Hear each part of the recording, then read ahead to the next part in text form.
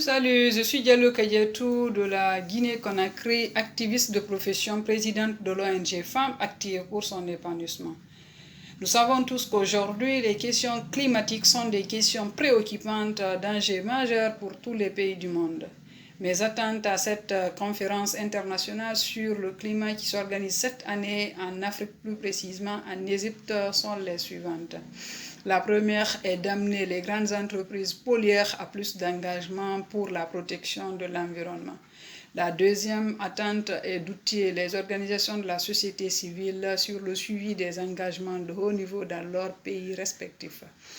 La troisième attente est d'apprendre aux organisations de la société civile sur les mécanismes de la mobilisation innovante des ressources pour faire face aux enjeux climatiques.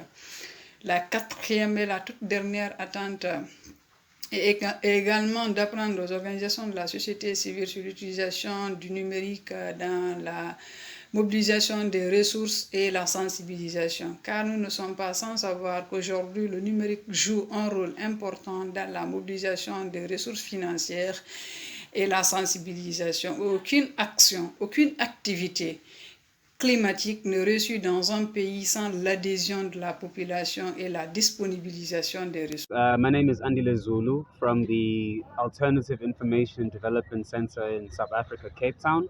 I work in the Energy Democracy Department dealing with decarbonization, anti-extractivism, and the general ecological crisis. The School of Ecology it's been incredibly productive. It's been a great learning experience. It's been well-rounded in terms of learning about the economic policies, the regional politics, the internal politics of the peoples of the Indian Ocean and the African coast in general. So I think it's quite critical for any climate activists or any individual interested in the ecological crisis. And of course, in terms of COPE that is happening next week, um, it's been an unsuccessful gathering in the past 27 years or so, in the past 20 years or so. And we hope that climate activists and different people from the global south and people who are committed to struggle in the global north themselves can mobilize to put forward alternatives and to put pressure on fossil fuel lobbies and on major polluters. And hopefully we can come up with our own alternatives. Bonjour tout le monde, je m'appelle Rabah Souniana Nikenaftiavana et j'ai 17 ans, je viens de Madagascar. Je viens d'une association MJC, c'est le mouvement Jeunesse et Citoyenneté qui mobilise les jeunes face au changement climatique et aux situations écologiques actuelles. Concernant l'école d'écologie ici à Maurice cette année 2022, c'était très intéressant parce que on a pu échanger avec d'autres pays, voir à quel problème ils avaient fait face et quelles étaient les solutions pour s'adapter à tout cela. On a aussi acquis des cultures, des relations avec les personnes à l'étranger, voir dans quelle situation ils vivaient, quelles étaient leurs cultures, et c'était très instruisant. C'était très intéressant, surtout pour nous les jeunes, parce que nous débutons tout juste notre marche vers la révolution. Et pour les jeunes, c'est très important parce que c'est à nous de mobiliser notre nation lorsqu'on reviendra dans notre pays, chacun dans notre pays. C'est à nous de devoir mobiliser chaque personne afin de parvenir à cette révolution écologique. Oui.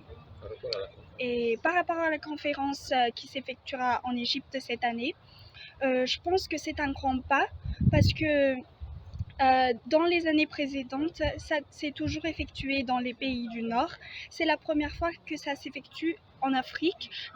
Donc, ça devrait être un grand pas pour nous, les pays du Sud, parce que nous pouvons nous faire entendre pour une fois, pour de vrai, à quelle situation faisons-nous face, dans quelle misère vivons-nous face au changement climatique, et ça pourrait nous faire avancer encore un peu plus chaque jour. Merci beaucoup. At COP27, the Global South group of countries will up their demands for countries to pay for loss and damage related to extreme weather conditions. Loss and damage refers to destructive impacts of climate change that cannot be avoided by either mitigation or by adaptation. Although they contribute very little to global carbon emissions, poor countries bear a disproportionate burden of climate shocks, and these events keep growing in frequency and intensity. Recently, major shocks like drought in the Horn of Africa, famine in Madagascar, flooding in Pakistan, and searing heat in Southern Africa has pushed millions of people into acute vulnerability. Rich countries must stop the endless debates about who should pay for climate-related impacts in poor countries. They are responsible and they must pay now. The Glasgow Dialogue on Loss and Damage must deliver clear answers backed by major financing now.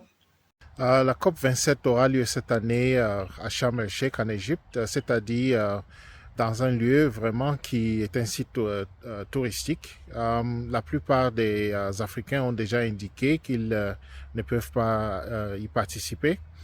Cependant, l'Afrique a une position claire dans cette COP, c'est-à-dire les pertes et dommages. Les pertes et dommages doivent être payées par les pays industrialisés aux victimes, c'est-à-dire les pays qui souffrent des conséquences croissantes des émissions de gaz à effet de serre par des pays industrialisés.